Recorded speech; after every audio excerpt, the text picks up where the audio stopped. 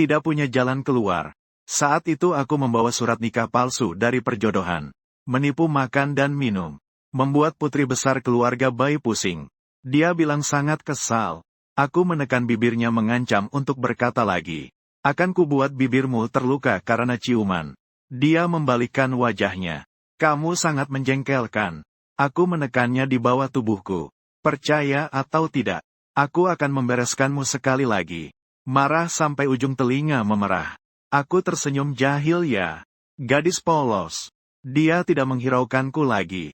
Meninggalkan punggung yang angkuh.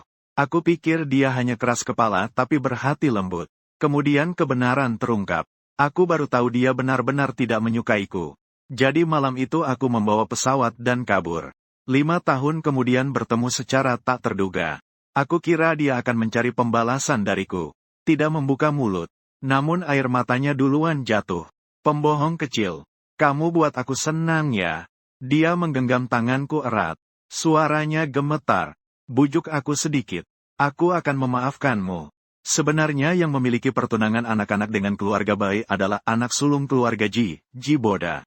Tapi hatinya sudah ada yang memiliki. Ayah keluarga Ji tidak bisa menemukan seseorang yang sedikit mirip dengannya. Aku diminta menjadi pengganti untuk menikahi putri keluarga Bai. Aku sangat bahagia. Tuhan tahu betapa aku sangat kekurangan uang. Jadi aku menggenggam surat nikah palsu dan pergi sendirian ke utara. Diatur oleh Tuan Bai. Menunggu sampai usia 18 tahun kemudian bertunangan dengan putri keluarga Bai.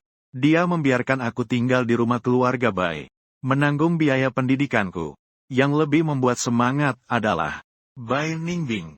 Dia tampan dan kaya. Aku beruntung. Tapi dia sepertinya tidak menunjukkan sikap baik terhadapku. Bahkan berlutut di ruang belajar untuk melawan. Kakek Bai mengecam perjodohan sebagai sampah feodal. Katanya aku tidak mungkin menikah dengannya. Aku langsung panik saat dengar itu. Ini menghancurkan jalan rezekiku, sangat menjengkelkan. Kemudian aku juga berlutut di lantai dengan suara plok. Menangis lebih keras darinya. Kakek Bai, tidak apa-apa. Meskipun aku sangat suka Bai Ningbing. Tapi jika dia tidak mau, aku juga tidak bisa memaksakan Anda. Jangan menyulitkanku. Aku akan pergi sekarang. Bangun.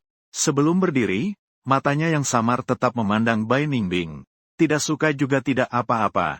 Aku suka padamu itu sudah cukup. Dia terdiam. Mengepalkan bibir. Agak tidak percaya. Kamu suka padaku. Mungkin kamu percaya cinta pada pandangan pertama. Tepatnya gadis 18 tahun dikatakan di depan orang tua bahwa dia diungkapkan cinta secara terbuka. Wajah Bai Ningbing sedikit memerah. Kata-katanya belum keluar. Lalu dia memalingkan muka ke sisi lain. Kakek Bai berdiri sambil bersandar pada tongkatnya. Masalah ini sudah diputuskan. Kalian para milisi masih muda semua. Masih di satu sekolah. Perasaan bisa dipupuk. Bai Ningbing masih berlutut. Hanya tidak lagi mengucapkan kata-kata penolakan. Aku kira ini adalah awal yang baik. Asal bisa menenangkan Bai Ningbing. Segalanya bisa dibicarakan. Tapi aku tidak menyangka mengejar seseorang begitu sulit. Selama 3 tahun penuh. Aku bahkan tidak pernah menyentuh ujung bajunya. Tapi untungnya pelajaran sangat padat. Aku tidak sedang bekerja paruh waktu. Maka aku selalu dalam perjalanan melakukan eksperimen. Jadi aku cuma menyisipkan waktu di depannya untuk menunjukkan keberadaan. Hingga 3 bulan sebelum pertunangan, aku mulai merasa ada krisis. Mendengar kalau cowok tampan di Fakultas Seni sedang mengejar Bai Ningbing dengan gila. Teman sekamar menghiburku dan berkata, tidak apa-apa. Lagi pula aku juga cowok tampan di fakultas kita. Bai Ningbing pasti akan menolak dengan adil. Pandangannya sangat menghibur. Lain kali jangan menghibur aku lagi. Tapi itu memang sangat melukai perasaanku yang rapuh. Aku menyalakan semangat juang yang membara. Bagaimanapun juga, aku punya keuntungan lokasi. Lalu aku mulai bertindak. Pada Bai Ningbing. Itu adalah basa-basi penuh perhatian. Mengejar tanpa putus asa. Akhirnya pada malam pertunangan. Bagaikan penguasa yang memaksakan diri. Aku mengakui aku mengambil risiko. Lagi pula rasa itu tumbuh lama-kelamaan. Since the result is that she has to marry me. Bagaimana prosesnya tidak masalah, kan? Hanya saja sekarang agak canggung. Aku tidak menyangka ternyata tidak berpengalaman. Meski aku juga seperti kertas kosong. Tapi aku punya cukup pengetahuan teori. Bai Ningbing berlutut di tempat tidur membelakangi aku, meninggalkan punggung yang angkuh untukku, dengan bekas merah seperti darah menetes. Setelah beberapa lama, suaranya terdengar serak. Jadi kamu kira aku gadis liar? Bukan begitu juga. Tapi dengan penampilan, tubuh, dan latar keluarganya, orang selalu mengira sesuatu kan? Ternyata prasangka di hati orang itu seperti gunung besar. Aku langsung minta maaf, lalu menyentuh bahunya yang lembut, mencoba menghibur. Tidak apa-apa, kali pertama kamu sudah sangat hebat. Gigi belakang Bai Ningbing hampir hancur karena menggigit. Fang Yuan, kamu maki orang sangat kotor. Aku jelas sudah cek informasinya. Kok malah bilang begitu? Aku kesal lalu aku menjatuhkannya lagi. Dia menoleh ke lain sisi, menggenggam erat spray, dengan ekspresi seperti siap mati, tapi memang sangat menarik dipandang. Aku mengaku aku memang suka menggoda, tapi itu juga adalah naluri manusia biasa.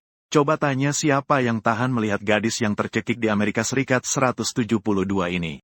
Jadi aku seperti serigala lapar dan langsung menciumnya, lalu mulai mengaduk-aduk dengan sembarangan. Bai Ningbing mencengkeram belakang kepalaku, melepaskan beberapa nafas yang tidak stabil. Dia mengerutkan kening. Kamu sangat menjengkelkan. Aku langsung menempelkan bibirku ke bibirnya sambil mengancam. Akan menciummu sampai berantakan.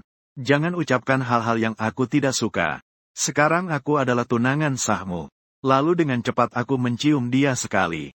Dia mengatupkan bibirnya rapat-rapat, berusaha memberiku alasan. Fang Yuan tidak mencium seperti ini. Aku kembali mendekat dan membunyikan bunyi ciuman. Terus kenapa? Wajahnya lebih merah dari udang rebus. Bagaimana aku harus bilang ya? Kamu tidak bisa bilang seperti itu. Tidak mengerti. Aku memegang wajahnya. Sekali lagi sebuah ciuman. Bai Ningbing menutupi mulutnya sendiri. Marah sampai turun dari tempat tidur. Berlari masuk ke kamar mandi. Tapi kehidupan intim kami mulai membaik. Bai Ningbing menggantikan teori dengan praktik. Seringkali memecahkan rekor dirinya sendiri. Bahkan dalam hal jumlah dia tidak mau kalah. Membuatku agak kewalahan. Apalagi aku juga harus eksperimen dan belajar di siang hari. Jadi aku mencari di internet bagaimana membuat pacar berpantang. Seorang teman membalas aku. Coba ganti dengan gaya yang dia tidak suka. Inspirasi muncul tiba-tiba. Malam itu aku langsung beli cambuk kecil. Bai Ningbing pernah bilang, dia tidak suka merasa dikendalikan. Kalau begitu aku akan membuatnya kesal. Ternyata otak kita sang juara memang pintar. Hari itu Bai Ningbing selesai belajar. Setelah mandi keluar sudah berganti pakaian. Jok, karena aku sudah mengamati dia sepertinya juga tidak suka gaya loli. Menyembunyikan barang di bawah bantal. Setelah dia mandi dan masuk kamar, aku berdiri dan mendekat membantunya memijat. Matanya menjadi redup. Dengan wajah dingin dia berjalan mendekat. Ketika tangan yang hangat menyentuh betisku, membuatku berdiri tanpa panik. Berlaku tenang. Bai Ningbing, kamu belum makan? Kuat segitu aja. Nada bicaranya agak berbahaya. Apa tidak pernah dengar? Kesadaran pelayanan perempuan kuat. Pria baru akan lebih menyukai tangannya. Sedikit mencubit ke atas dengan ringan dan tidak berat. Aku melompat. Bai Ningbing sedikit menyipitkan mata. Ada apa? Suaranya agak serak. Mataku bergerak liar ke kiri dan kanan. Baru ingat hari ini berperan sebagai raja. Lalu langsung mengambil sesuatu dari bawah bantal. Menyapu ke bagian bawah tubuhnya. Dia menarik dengan keras. Aku membusungkan diri. Setelah berdiri tegak, satu kaki langsung menginjak tubuhnya. Menggores lingkaran ke kiri dan kanan. Masa? Nafasnya semakin berat. Membalikkan wajah. Kamu sungguh menyebalkan. Ternyata memang menyebalkan ya. Berhasil. Saudara-saudara. Jadi aku mengambil langkah lebih jauh. Menekan dia di bawah tubuhku. Percaya atau tidak, aku akan mengatasi kamu sekali lagi. Aku punya tenaga dan cara. Dia marah sehingga telinga sampai merah. Aku tersenyum genit. Gadis polos. Tapi siapa yang bisa memberitahuku? Kenapa aku kembali di balik badan? Hari ini Bai Ningbing seperti anjing gila. Mataku hampir tidak bisa terbuka. Kutekan kakinya. Apa kamu tidak lelah? Aku tidak kuat lagi. Ini baru awal. Bukankah ingin melayanimu dengan baik? Aku melihat samping pada baju yang sobek dan menghela napas pelan-pelan. Siapa bilang dia tidak suka? Dia sangat suka. Bahkan sampai akhir dia membiarkanku memegang cambuk, mendekatkan wajah ke hadapanku. Mau dipukul, tenagaku sudah habis. Kalau bukan karena teman sekamarku Xiao Yan mendadak memanggilku ke Akademi Bai Ningbing untuk menonton pertunjukan. Aku hampir lupa. Pangeran Akademi Seni masih bersemangat mengejarnya. Pangeran Akademi. Dengar-dengar dia seorang putra dari keluarga kaya di kota barat. Tampan. Keluarga baik. Sejujurnya terlihat cocok saat berdiri bersama Bai Ningbing. Aku dan Xiao Yan bahkan membicarakan wajah tampannya. Apakah dia menjalani prosedur kecantikan? Sampai kerumunan mulai berteriak. Saat mereka bersama, kami berdua tanpa sadar ikut bertepuk tangan. Ikut bersorak bersama. Bersama. Xiao Yan tiba-tiba berhenti. Bukan dia? Kamu adalah rival cintaku ah? Kita seharusnya tidak seperti ini. Kalau begitu aku harus menangkap perselingkuhan. Semoga rumput itu hanya diletakkan mawar sebagai ungkapan cinta. Aku tidak bisa lari ke depan Bai Ningbing dan bilang dia adalah aku. Kamu jangan punya niat padanya ya. Itu sangat kekanak-kanakan. Dan juga, Mei dan juga Wan hanya melihat Bai Ningbing dengan wajah datar. Mendorongnya. Melangkah mendekatiku perlahan. Aku secara naluriah mundur selangkah. Tapi dia memeluk pinggangku erat dan menarikku kembali. Entah kenapa, meski dia tersenyum, tapi aku merasa senyumnya sangat menakutkan. Dia perlahan membuka mulut. Maaf, aku punya pertunangan yang diatur sejak kecil untuk tunangan pernikahan. Lalu mengabaikan pandangan orang banyak, menarikku dan pergi. Bai Ningbing punya sebuah rumah di dekat sekolah. Biasanya kami tinggal di sana. Dia hampir menarikku sampai terbang. Akhirnya dia langsung menekan kepalaku di balik pintu. Memegang tengkukku dengan kuat kemudian tenang. Bisa merasakan jelas gerakannya yang intens. Serta pertempuran antara bibir dan gigi. Juga membawa sedikit rasa hukuman. Sebenarnya dia tidak ingin memberi ruang sedikit pun untukku dalam ciuman itu. Aku hampir sesak napas. Aku mengulurkan tangan untuk mendorongnya. Menghirup sedikit udara. Haruskah aku memuji kamu atas kedermawananmu? Tunangan Bai Ningbing sangat menakutkan dengan mata dinginnya yang merah. Ekspresinya misterius. Menggigit gigi marah. Bagaimana suasana saat itu ya? Tapi aku tidak bisa mengatakan itu. Nanti dia akan semakin marah. Lalu suara lembut. Mencium di lekuk pipinya. Tidaklah. Aku paling suka kamu. Kemudian dia memalingkan wajahnya. Dengan ekspresi seperti tidak bisa dibujuk. Aku melepaskan diri dari kekangannya. Kemudian memeluk erat lehernya. Itu salahku. Kalau begitu aku akan memenuhi satu permintaanmu, bagaimana? Apa saja boleh. Dia mengangkat alis. Asal tidak terlalu berlebihan. Semuanya bisa disimpan. Ujarnya, karena sekarang aku masih ada hal yang lebih penting untuk dilakukan. Lalu dia menyeretku ke dalam kamar dengan paksa. Setelah kejadian ini, Bai Ningbing dengan murah hati mengumumkan bahwa dirinya sudah bertunangan. Xiao Yan memukulku sekali. Harus mengajak makan selama seminggu baru mau memperhatikanku. Sebelumnya tidak dipublikasikan. Karena tidak ingin menarik perhatian terlalu besar. Bagaimanapun aku masih mempersiapkan ujian IELTS. Itu Bai Ningbing yang bertanya padaku. Kamu sudah tahun ketiga kuliah, tapi mau kuliah di luar negeri. Semua orang sedang ujian. Aku juga ingin coba. Dia tidak bertanya lebih banyak. Tapi mulai menemani aku pergi ke perpustakaan setiap hari untuk belajar. Juga akan berbagi aktivitas sehari-hari dan memberitahu keberadaannya.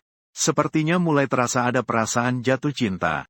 Suatu akhir pekan kami rutin kembali ke rumah tua menemani kakek makan.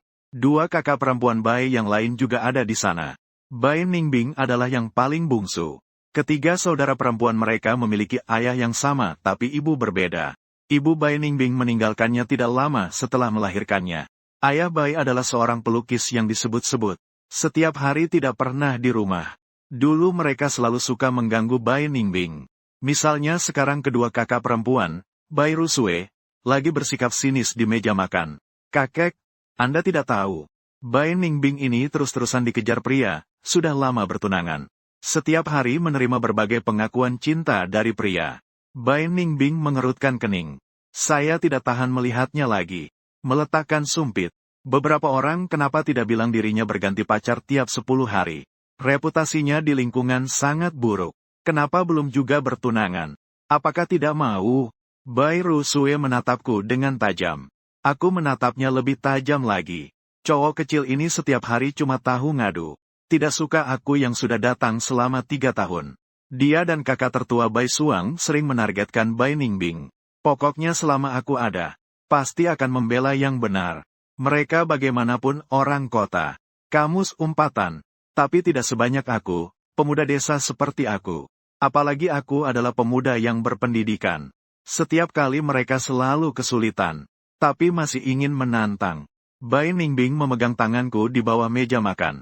Aku membalas menggenggam dan tersenyum padanya. Bai Rusu tidak berkata apa-apa, karena kakak Bai Suang sudah kembali. Setelah makan, kakek meminta 3 saudari itu pergi ke ruang baca untuk berbicara. Aku sendirian di taman memberi makan ikan. Memberi makan cukup lama. Orang itu belum juga turun. Aku kembali ke ruang baca Bai Ningbing. Melihat-lihat foto masa kecilnya. Sungguh lucu. Tapi tetap tidak berhasil menghubunginya. Aku bertanya pada kakek Bai. Dia bilang hanya berbicara dengan mereka selama lebih dari 10 menit. Tapi sudah hampir 4 jam berlalu. Kemana Bai Ningbing pergi? Di aula aku bertemu dengan Bai Suang. Dia memandangku lalu menggeram dingin. Kamu juga tidak tahu apa-apa, mau merendahkan diri kepada keluarga kami. Tapi dengan Bai Ningbing si pembawa sial itu, kalian juga cocok sama-sama. Aku langsung tahu pasti itu ulahnya. Mengambil pisau buah dari atas meja dan mendekatinya. Kakak juga tahu aku tidak punya ayah atau ibu. Tidak punya pendidikan. Kita yang tidak punya apa-apa ini. Hidup ini cuma sia-sia. Berani bilang padaku, kau telah membuat Bai Ningbing penuh luka. Wajah Bai Suang berubah muram. Melihat ujung pisau. Menggertakkan gigi sambil menunjuk ke arah loteng. Kalau dia terjadi apa-apa, aku tidak akan membiarkanmu lepas. Meninggalkan kalimat ini, aku langsung berlari ke atas. Saat pintu terbuka sesaat, cahaya koridor menyinari masuk. Aku melihat Bai Ningbing menggenggam tangan dengan erat. Seluruh tubuhnya meringkuk menjadi satu bola. Membenamkan kepala di dalam lengan. Kasihan dan tak berdaya. Kesendirian yang belum pernah aku lihat sebelumnya. Ningbing. Aku memanggilnya pelan. Orang di depan mataku akhirnya bergerak. Bergerak. Setelah sebentar, dia mengangkat mata dan melihat ke arahku. Cahaya. Membuatnya merasa tidak nyaman dan menyipitkan mata. Pupil yang kacau kembali fokus. Kemudian dia berkata dengan suara serak. Kenapa kamu datang? Entah kenapa. Hidungku terasa agak perih. Aku perlahan berjalan mendekat. Bersujud di depannya. Tak disangka dia memeluk saya erat-erat. Aku. Nada suara yang rapuh. Jangan pergi. Jangan tinggalkan aku. Kekuatan seperti ingin meremas aku ke dalam tubuhnya. Dia hampir gemetar. Detik berikutnya, aku merasakan air mata yang jatuh dan hangat di leherku. Aku akhirnya tahu mengapa kami tidak tinggal bersama. 2 tahun itu. Setiap kali aku bangun tengah malam, aku akan melihat lampu di kamarnya menyala. Dia takut kegelapan. Pasti dia pernah disiksa lebih dari sekali. Aku mengelus punggungnya dengan penuh kasih sayang. Dengan suara lembut dia menenangkan, aku tidak pergi. Aku di sini. Malam itu aku memeluknya erat-erat. Merasakan detak jantungnya yang beralih dari cepat menjadi tenang. Dan untuk pertama kalinya aku mendengar dia menceritakan kisahnya tentang dia. Ayahku adalah seorang playboy. Dia mencintai banyak wanita. Tidak pernah serius. Ibuku pergi setelah melahirkan aku dengan kecewa. Aku pernah mencarinya. Dia sudah punya keluarga dan anak sendiri. Dia bilang minta maaf padaku. Tapi dia tidak ingin aku mengganggunya lagi. Suaranya terdengar suram. Di rumah kakek yang memimpin. Di atas kepalaku ada 2 kakak perempuan. Sejak kecil aku lebih pintar dari mereka. Jadi mereka menekanku takut aku merebut milik mereka. Maka semua yang mereka tidak suka diberikan kepadaku. Termasuk kamu. Udara menjadi hening sebentar. Dia menyembunyikan kepala di lekukan bahuku. Bulu matanya menyapu kulitku. Gatal-gatal. Hari itu di ruang belajar aku pertama kali ingin melawan. Bukan ditujukan padamu. Aku hanya tidak suka merasa dikendalikan oleh orang lain. Ternyata itu maksudnya. Kakak perempuan tidak setuju. Aku sudah berusaha. Jadi aku dikunci. Dia tetap menggunakan cara yang sama seperti biasa. Suara Bai Ningbing sangat pelan. Seolah sudah terbiasa. Di hati muncul rasa sakit yang halus dan berkelanjutan. Bai Ningbing. Aku memegang wajahnya. Melihat matanya yang basah. Orang merasa tidak berdaya. Karena berdirinya belum cukup tinggi. Saat kamu berdiri di puncak tertinggi, apapun yang diinginkan akan menjadi sangat mudah. Seperti aku yang demi hidup yang baik, melakukan hal seperti menanggung beban kesalahan. Ayah yang suka berjudi, ibu yang lemah, keluarga yang miskin melarat. Saat berusia 10 tahun, sebuah kecelakaan mobil menghilangkan mereka. Saya tumbuh dengan makan dari rumah ke rumah. Bertekad belajar dengan giat, karena itu satu-satunya jalan keluar bagi saya. Saya tahu saya tidak tahu malu, tidak punya muka, egois, melakukan hal hina demi orang lain. Tapi suatu hari ketika kelangsungan hidupmu terancam, segala muka harus rela diabaikan. Jika saya tidak melakukannya, maka keluarga paman akan menjual saya untuk mendapatkan uang. Jadi saya sangat berterima kasih pada Bai Jia dan Bai Ningbing. Terima kasih karena mereka memilih saya. Tapi tiba-tiba saya menjadi takut. Bagaimana jika suatu hari Bai Ningbing tahu saya menipunya? Apa yang harus saya lakukan? Di kegelapan hati saya tiba-tiba terasa sesak. Aku dengan hati-hati bertanya pada Bai Ningbing. Jika suatu hari kamu menemukan aku berbohong padamu, apakah kamu akan memaafkanku? Dia berkata tidak memaafkan. Aku takut mendengar jawaban yang lebih menyakitkan. Menutup mulutnya. Hanya saja aku tidak menyangka hari itu akan datang begitu cepat. Melihat Jiboda di rumah keluarga Bai. Aku kira aku salah lihat. Kakek Bai mengundangnya ke ruang kerja. Aku duduk gelisah di lantai bawah. Fang Yuan yang selama ini tidak takut apapun ternyata mengalami hari yang penuh ketakutan. Dia turun dan tersenyum padaku. Fang Yuan, tak kusangka kamu hidup begitu baik. Aku bahkan merasa tubuhku gemetar. Kamu datang untuk apa? Tentu saja untuk memperbaiki kesalahan. Aku tidak bisa membiarkanmu benar-benar menikahi Bai Ningbing untukku. Dan bahkan pergi mengurus surat nikah. Aku baru munculkan. Otakku berdengung. Punggungku penuh keringat dingin. Tuan Tua Bai memanggilku ke ruang kerja. Kamu tahu tidak? Bai Ningbing sejak kecil paling benci orang yang menipunya. Fang Yuan, kamu bahkan menipunya selama 4 tahun penuh. Hatiku hampir melompat keluar dari tenggorokan. Keputusasaan dalam hatiku perlahan merambat. Aku begitu rendah. Semua niatku adalah ingin membuat hidupku sedikit lebih baik. Tapi tidak pernah terpikir betapa tidak adilnya penipuan ini bagi Bai Ningbing. Aku benar-benar jijik. Teringat pertama kali Bai Ningbing berlutut tapi tidak mau menikah denganku. Teringat 2 tahun aku terus mengejar tanpa lelah. Dia hampir tidak mengacuhkanku. Juga saat aku memaksa dengan paksa. Dia berkata aku menjengkelkan. Katanya aku sangat merepotkan. Sebenarnya semuanya adalah kebenaran, kan? Dia memang tidak menyukaiku.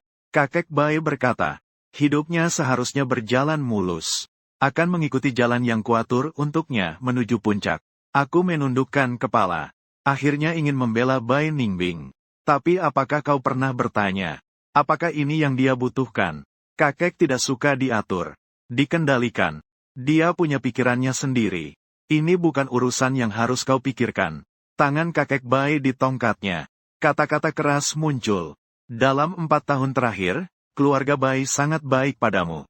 Aku berharap kau tidak menjadi beban baginya. Kau bukan partnernya. Kau sama sekali tidak bisa membantunya. Apakah keluarga Ji bisa? Aku bertanya sambil menahan air mata. Aku tidak tahu apakah mereka bisa. Tapi mengetahui kamu tidak bisa sungguh menusuk hati. Tapi apa yang dia katakan juga tidak salah. Aku seorang yatim piatu. Kalau bukan karena kekeliruan ini, aku sama sekali tidak punya hak untuk menghubungi mereka. Dia menatapku. Dengan nada yang tidak boleh diabaikan. Akan tentukan batasannya. Kalian tidak sepadan. Aku menyadari kenyataan. Tapi memutuskan harapan Bai Ningbing. Anggap saja itu sebagai kompensasi karena kamu menipunya. Kamu juga tidak ingin rencanamu untuk belajar di luar negeri gagal, kan? Aku memang sangat egois. Di hadapan cinta dan masa depan, aku tetap memilih yang terakhir. Saat Bai Ningbing masuk, aku menundukkan kepala sangat rendah. Setelah Pak Bai tua bicara, dia menghela napas. Semuanya salah. Kau jelasnya seharusnya bersama Jiboda. Apakah itu benar? Bai Ningbing tiba-tiba bersuara. Menatapku. Suasana di sekitar menjadi suram. Aku tahu aku salah. Mengangguk dengan rasa bersalah. Awalnya kau bilang jatuh cinta padaku pada pandangan pertama. Aku bohong padamu. Wajah Bai Ningbing menjadi pucat. Matanya menatapku dengan dalam. Dia menggigit bibirnya. Sangat berusaha mengendalikan emosinya. Mencoba tersenyum. Tapi sudut mulutnya malah turun tak terkendali. Seperti hampir menangis. Aku benar-benar benci kalau orang lain berbohong padaku. Perkataan Pak Bai tua benar adanya. Dia mungkin akan membalas dendam dengan keras padaku. Hatiku bergetar. Memotong dia. Maaf. Dia menggenggam tanganku erat-erat. Apakah kamu dulu hanya demi uang? Aku bahkan tidak berani menatap matanya. Jangan buat wajah seperti itu. Ini kamu kenapa datang? Dia berhenti di tengah ucapan. Ya, kalau aku tidak datang. Ji Boda. Suatu hari pasti akan bertemu dengannya. Mereka sama-sama dari keluarga yang cocok. Pria berbakat dan wanita cantik. Sayangnya aku menjadi orang yang paling kejam. Buat mereka melewatkannya. Berhenti tepat waktu untuk mengurangi kerugian. Aku ingin demi kebaikan kita berdua. Aku belum sempat buka suara. Bai Ningbing menatapku dan berkata, aku benci kamu. Dia memang seharusnya membenciku. Aku egois dan tanpa malu. Semua tujuanku hanyalah untuk menaiki tangga. Tapi berusaha sekuat tenaga pun hanya cukup untuk masuk universitas yang sama dengannya. Nanti jarak kita akan semakin jauh. Suatu hari dia pasti akan muak padaku. Itulah yang selalu tertulis dalam novel.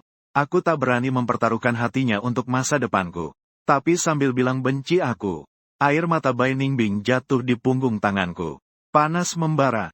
Jari-jariku menekan telapak tangannya. Dengan kata demi kata menusuk hatinya. Tidak apa-apa membenciku. Karena Bai Ningbing, aku hanya menganggapmu sebagai tangga untuk naik ke awan. Dalam tatapan Pak Bai Laoye, aku menahan perih di ujung hidung, melepaskan cincin dan melemparkannya kepadanya. Sebelum pergi, aku mendengar suara tercekik Bai Ningbing. Fang Yuan, kamu penipu ini. Aku seperti baru saja bermimpi indah sebentar. Setelah bangun mimpi kembali ke kehidupan sendiri. Pergi ke luar negeri belajar dan melakukan eksperimen. Kaki tidak menyentuh tanah. Seolah dengan begitu semua kenangan beberapa tahun itu bisa dicuci bersih. Setelah lulus aku tinggal di tempat itu. Sampai Xiaoyan bilang bahwa institut penelitian sedang membutuhkan orang. Menanyakan apakah aku ingin mengabdi untuk negara. Jadi aku pun kembali. Mengurus prosedur masuk kerja. Menemukan rumah sudah seminggu kemudian. Unit kami mengadakan pesta penyambutan bagi kami para pendatang baru. Tapi aku tidak menyangka dunia ini sekecil ini. Di sini aku juga bertemu Bai Ningbing.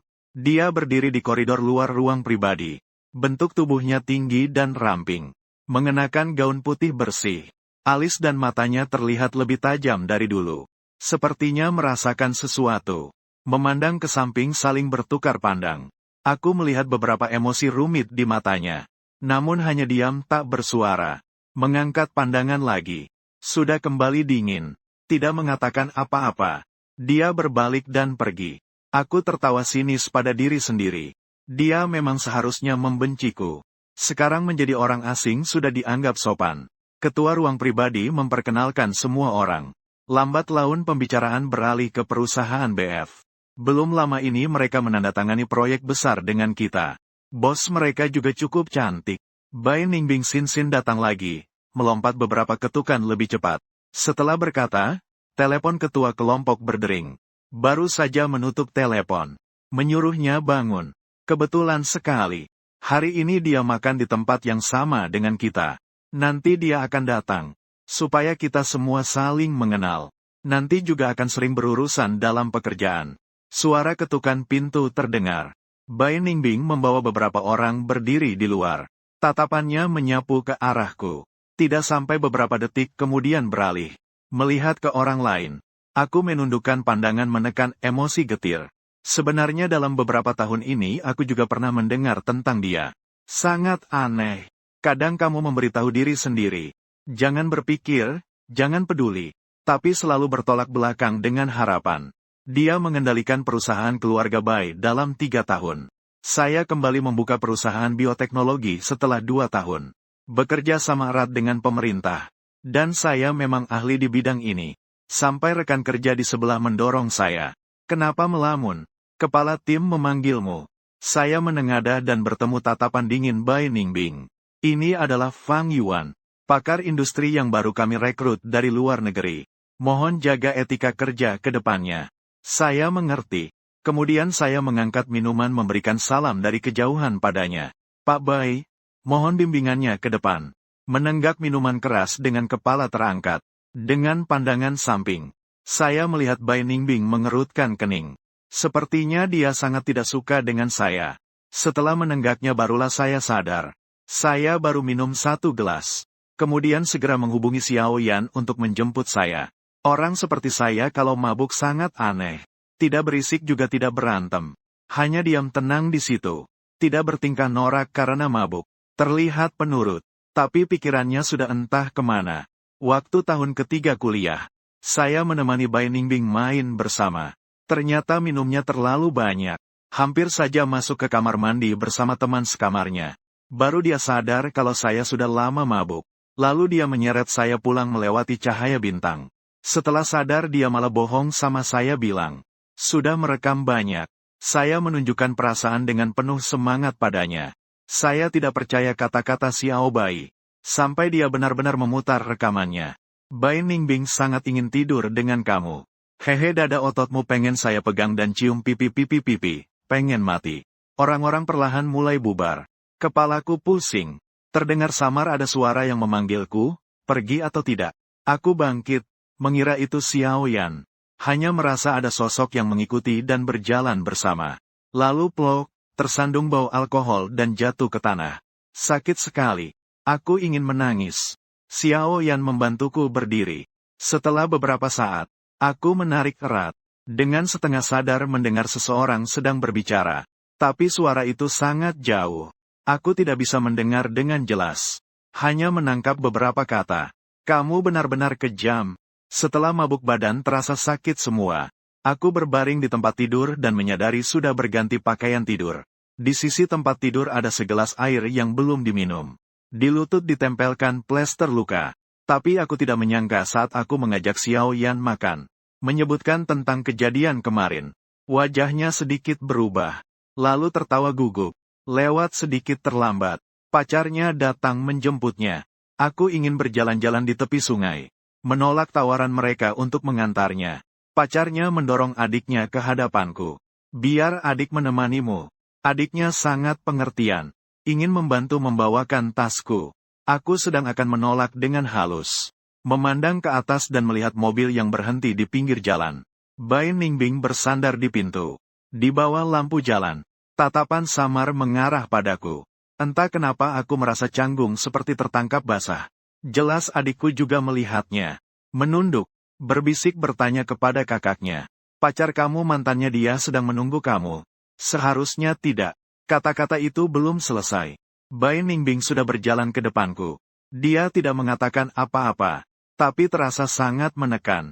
Adik perempuan dengan pengertian mundur. Kakak, aku duluan ya, aku kabur secepat kilat. Ketika aku menoleh kembali, lengan aku ditarik oleh Bai Ningbing. Dia diam saja, menarikku menuju mobilnya. Ayo, lewat tangga. Aku tidak sadar terkilir. Sakit membuatku berdesis. Jangan bergerak. Bai Ningbing menunduk, jongkok, memegang pergelangan kakiku. Rasa hangat yang membara. Saya merasa tidak nyaman dan sedikit menyusut. Dia tidak berkata apa-apa. Menyuruhku duduk di kursi penumpang depan. Seperti takut aku kabur. Dia segera mengikat sabuk pengaman untukku. Wewangian yang familiar dari Bai Ningbing tiba-tiba masuk ke hidungku. Aku tidak bisa menahan diri untuk meremas jariku. Jangan buka muka. Jangan gerak. Aku akan segera kembali. Setelah berkata begitu dia menutup pintu. Aku menenangkan diri sebentar. Detak jantung yang hampir melonjak keluar dari tenggorokan tadi. Sekilas aku melihat sebuah liontin pingan di konsol tengah. Itu adalah yang kami minta ketika mendaki gunung bersama dulu. Diletakkan di dalam mobilnya. Tidak kusangka mobilnya rusak. Barangnya masih di sana saat aku teringat. Pintu terbuka. Bai Ningbing memegang semprotan untuk keseleo. Dia juga tidak bicara. Melepas sepatuku.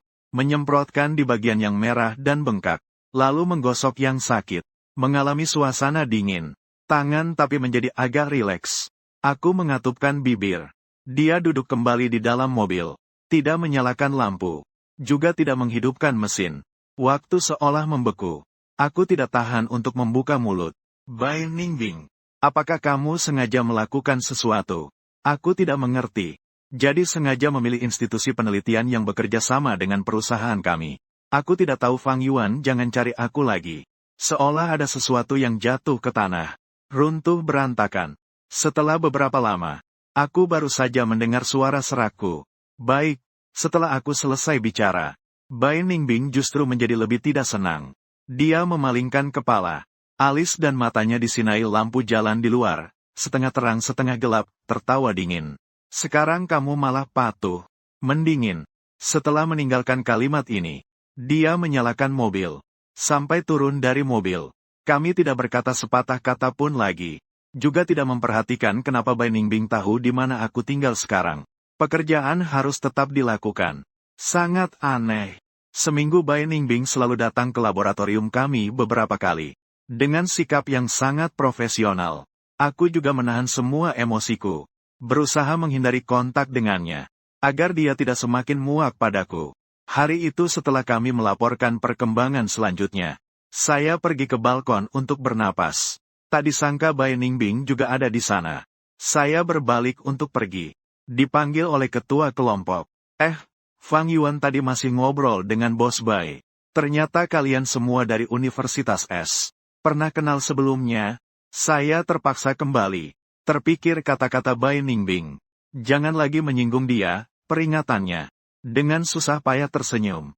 Tidak kenal jadi tidak ada kesan apa-apa. Bai Ningbing tidak mau kalah. Pemimpin suku itu orang yang suka memperkenalkan pasangan dengan hangat. Tiba-tiba berubah topik. Fang Yuan, saya dengar dari Xiao Zhang. Kamu masih sendiri, ya? Saya ada seorang murid seusia kamu. Mau kenalan nggak?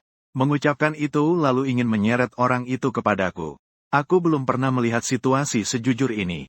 Sedang ingin menolaknya. Telepon berbunyi. Mengucapkan beberapa kata lalu cepat-cepat pergi.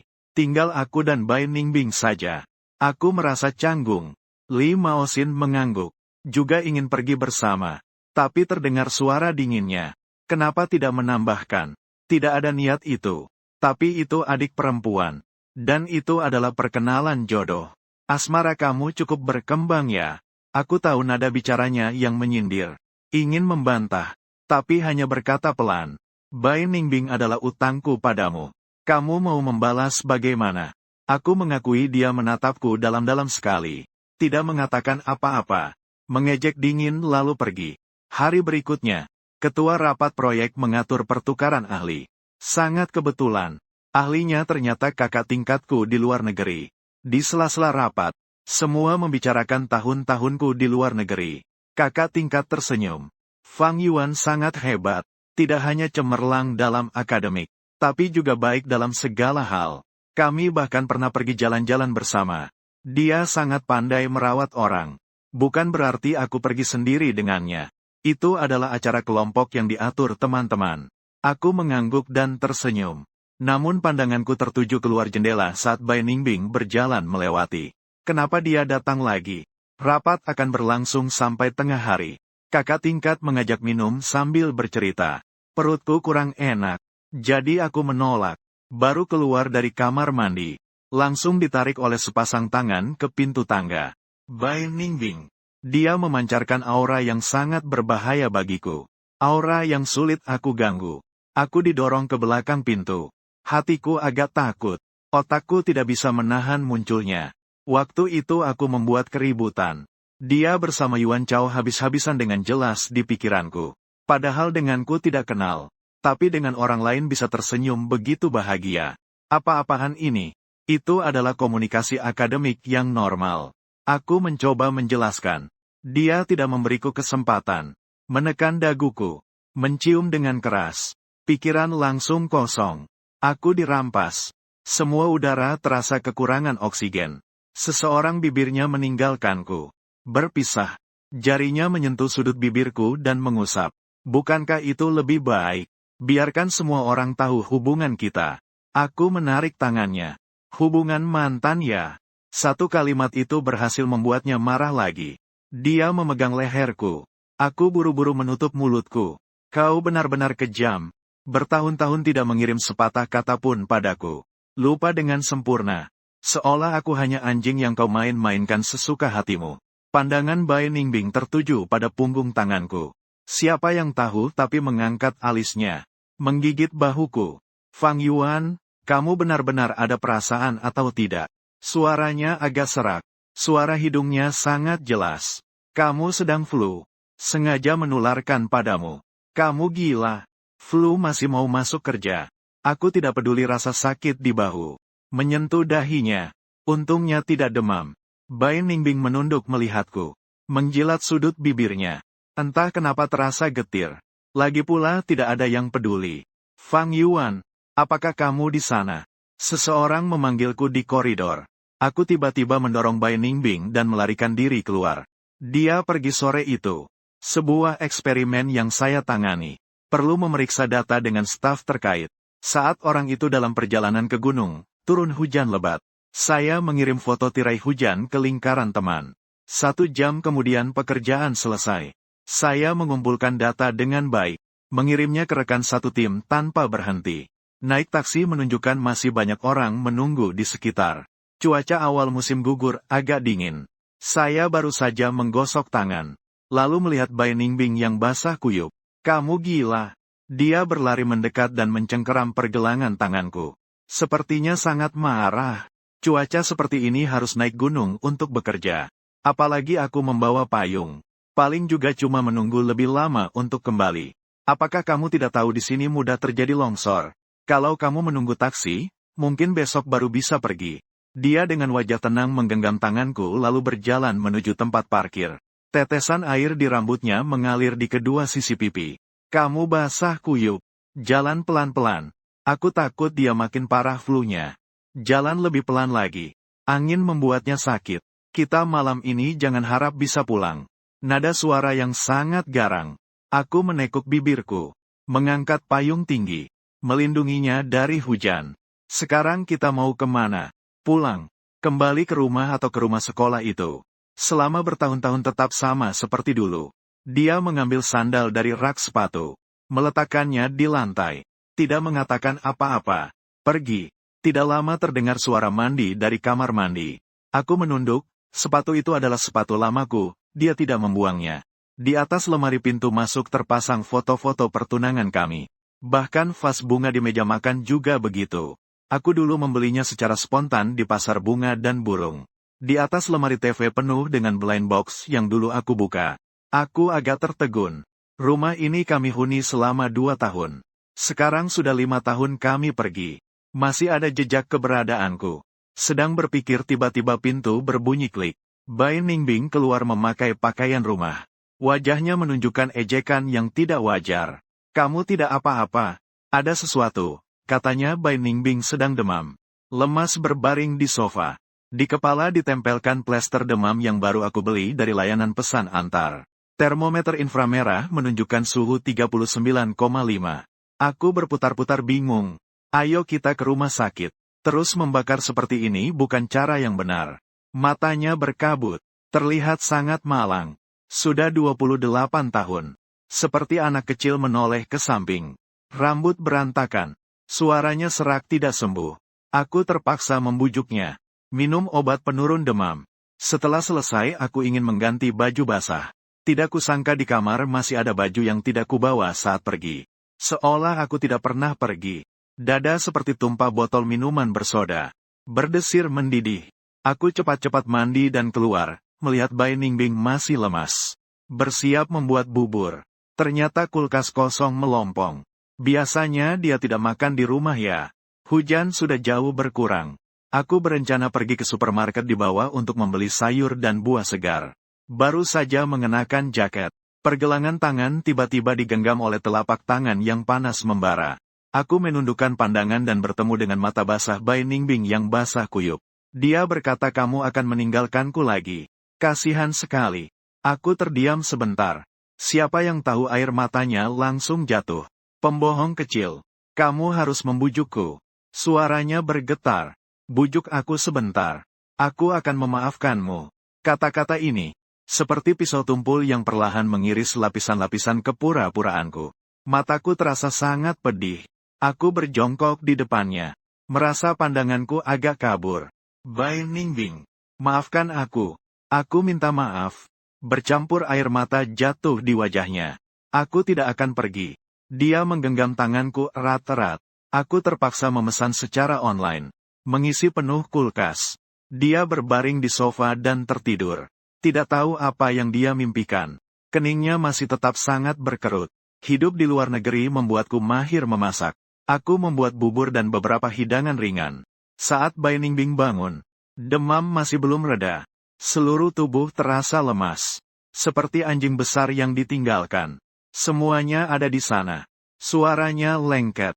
Tidak makan tidak punya nafsu. Kalau tidak makan, bagaimana bisa punya daya tahan tubuh? Jadi aku membantunya bangun. Aku memberimu makan. Dia mengepalkan bibirnya. Akhirnya tetap patuh, Zhang membuka mulut. Malam itu aku mengganti banyak plester penurun panas untuknya. Bangun di tengah malam.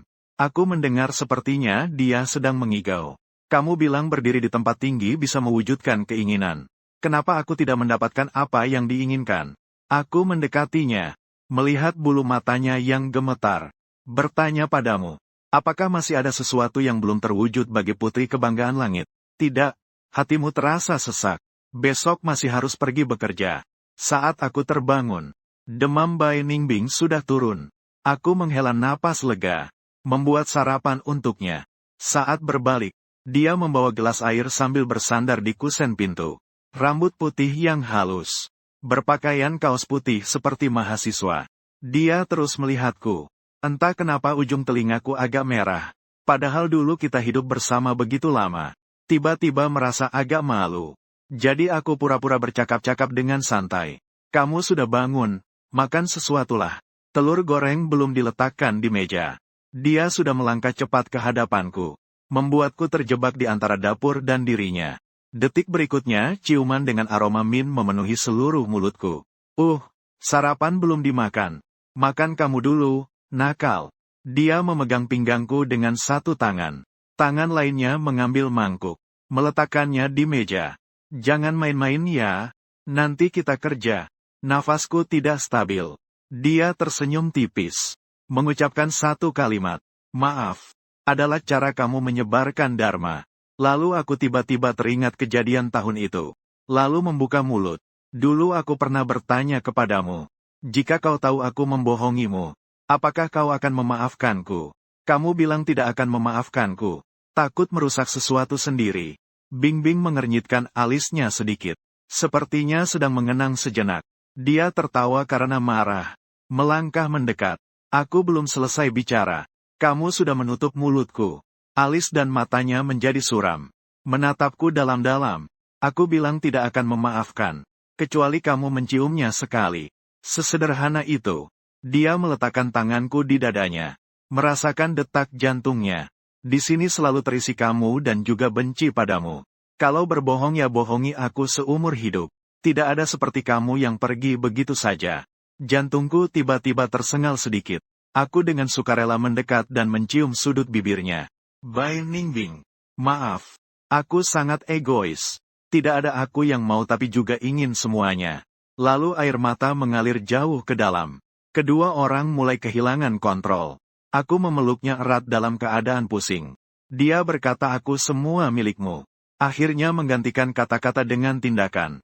Menggenggam tanganku sepanjang jalan ke bawah. Di sini juga tempat bekerja. Hampir terlambat. Hari itu kami mengirim banyak pesan. Seperti sedang jatuh cinta lagi. Saat hampir pulang kerja, Xiao Yan menelpon saya. Setelah berpikir, aku merasa harus memberitahumu sesuatu. Hari penyambutan kalian aku menjemputmu. Melihatmu digandeng Bai Ningbing. Dia bilang ingin mengantarmu. Dia tidak yakin. Dia akan menjagamu dengan baik.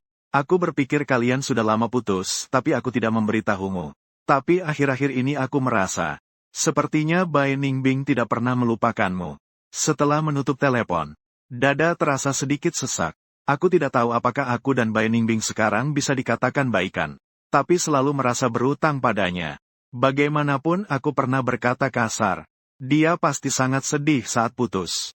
Lalu berencana membeli cincin untuk minta maaf. Meskipun itu juga tidak bisa menebus luka yang telah kuperbuat padanya. Di toko perhiasan aku melihat Jiboda. Di sisinya tergandeng seorang wanita cantik. Jelas mereka juga sedang memilih-milih. Setelah bertemu pandang denganku, dia terkejut sejenak. Bicara beberapa kata dengan wanita itu. Langsung berjalan ke arahku. Punya waktu untuk bicara. Di kedai kopi. Dia memandangku. Aku akan segera menikah. Selamat ya. Apakah kamu sangat membenciku? Dia bertanya padaku. Aku tidak bisa menjelaskan perasaan itu. Mungkin pernah membenci, ya. Membenci dia yang jelas-jelas sudah berjanji. Kenapa masih berbalik janji? Tapi akhirnya kupikir kembali. Apakah saya benar dalam hal ini? Orang yang paling tidak bersalah hanyalah Bai Ningbing. Jiboda menghela napas. Waktu itu terlalu muda dan terlalu egois. Setelah putus dengan pacar, aku marah. Berpikir aku masih punya janji anak-anak. Jadi aku dengan muka tebal mencari keluarga Bai. Tidak menyangka aku akan begitu dekat dengan Bai Ningbing. Tuan Bai juga punya pendirian sendiri. Dia ingin pasangan Bai Ningbing bisa mendukungnya. Memaksa kamu putus. Memang karena status keluarga. Mungkin dia kira kamu tidak berarti apa-apa di hati Bai Ningbing. Putus lalu sakit sebentar, nanti juga akan sembuh. Tapi tidak menyangka Bai Ningbing sangat menyukaimu. Bai Ningbing berkata kepadaku. Dia tidak peduli dengan omong kosong janji anak-anak. Dia yang dia suka hanyalah dirimu. Tidak mungkin memilih aku. Waktu aku pergi. Sebenarnya Bai Ningbing mengejarku sampai bandara. Tapi ditekan kembali oleh kakek Bai. Kakek berkata, kamu sekarang bahkan tidak bisa melawan aku. Bagaimana kamu bisa mengejarnya kembali? Bai Ningbing teringat apa yang pernah kukatakan padanya. Saat kamu berdiri, apapun yang kamu inginkan akan sangat mudah. Jadi setelah sebulan mengalami kemerosotan, dia masuk ke perusahaan keluarga Bai. Hanya butuh 3 tahun untuk duduk teguh di posisi penguasa. Perusahaan yang didirikannya sendiri kemudian BF. Adalah singkatan dari nama dia dan kamu. Dia pernah mencarimu. Bukan hanya sekali. Jiboda menyesap kopi. Kamu tidak tahu kan? Aku menggeleng. Dia tertawa kecil. Saat aku sedang dinas, aku pernah bertemu dengannya. Sebenarnya saat kalian putus aku juga ada di tempat itu. Lalu aku pikir kamu melepaskan begitu banyak kata-kata keras. Menginjak harga dirinya ke tanah. Dia masih mau mencari kamu. Benar-benar sangat mencintaimu. Jika bertemu lagi, jangan sampai terlewatkan. Aku membeli bunga dan cincin. Kembali ke rumah dengan kecepatan tercepat. Langsung menuju kamar tidur. Membuka laci meja samping tempat tidur. Segepok tiket pesawat muncul di depan mata. Selama 5 tahun. Dia tidak tahu sudah pergi berapa kali sendirian. Apakah dia melihatku? Apa yang ingin dia katakan padaku? Bagaimana perasaannya? Semua pertanyaan itu berubah menjadi tetesan air mata yang menjatuhkannya. Ternyata dia tidak pernah membenciku. Dan tidak pernah berniat membalas dendam kepadaku. Malam itu akhirnya dia yang mengantarku pulang. Menjagaku. Membantu aku mandi. Tolong bantu aku mengoleskan obat. Lalu pergi begitu saja tanpa berkata apa-apa. Karena seorang adik yang tidak dikenal cemburu. Menyalahkan aku karena tidak menghiburnya. Mengucapkan kata-kata keras. Meminta aku untuk tidak mengganggunya. Tapi menyalahkan dirinya sendiri karena tidak terlibat dalam 5 tahun itu. Akhirnya rasa cemburu senior perempuan itu tak tertahankan dan dia menciummu. Lalu merasa dirinya sangat hina. Dengan canggung berkata, aku benar-benar kejam, memperlakukan dia seperti anjing. Ingin tidak lagi mendekatiku, tapi takut aku dalam bahaya di gunung. Datang hujan-hujanan. Dirinya sendiri masuk angin dan demam lalu mengatakan dengan kasihan. Asalkan aku menghiburnya sedikit, dia akan memaafkanku. Seharusnya aku yang mengejarnya. Tapi akhirnya justru dia yang menyerah terlebih dahulu padaku. Kenapa menangis pikiran terseret kembali. Bai Ningbing berdiri di pintu. Tatapan tertuju pada tiket pesawat di tanganku. Alis dan mata bergerak sedikit. Bai Ningbing. Aku memanggilnya. Melihatnya. Berjalan pelan ke arahku menyambut sinar matahari senja. Lalu berjongkok di hadapanku. Mengusap air mataku dengan ujung jari. Kamu sudah tahu. Aku mengangguk. Kamu pernah melihatku. Terbang ke kota kamu butuh 15 jam. Setelah mendarat, ke sekolahmu butuh 3 jam. Dari sekolah ke apartemenmu 20 menit. Di bawah apartemenmu ada pohon paras. Saat musim gugur berubah jadi kuning keemasan. Saat musim dingin, Kamu akan membuka jendela, menangkap salju dengan tangan. Di musim semi kamu duduk di kursi bawah gedung membaca buku. Di musim panas aku tak bisa menahan diri untuk memeluknya. Halo, bodoh. Tubuh Bai Ningbing sedikit bergetar. Suaranya tersangkut. Tapi bagaimana? Aku mencintaimu. Tidak pergi mencarimu. Karena dibandingkan bersama, aku lebih ingin melihatmu hidup bebas dan bersemangat. Mengejar nilai hidupmu sendiri. Aku menghisap hidungku. Menghapus air mata. Aku ini seorang penipu. Dia menggeleng kepala tidak. Bukankah sejak kamu pertama kali membelaku, aku sudah menyukaimu. Terutama hari itu ketika kamu menemukan aku yang terkunci di loteng. Ketika cahaya menembus sekejap, aku merasa kamu adalah penyelamatku. Aku tertawa geli. Dia juga tertawa. Ujung jari menyapu kelembapan di wajahku. Takdir telah mengikat kita sejak awal. Kita tak terpisahkan dalam lingkup ini. Aku mengeluarkan cincin dari tas. Matanya bergerak sedikit. Untukku, dia tidak berkata apa-apa. Membiarkanku memakainya untuknya. Tapi dia mengeluarkan sebuah kotak dari laci. Itu yang pernah aku buang padanya dahulu. Cincin pertunangan kita.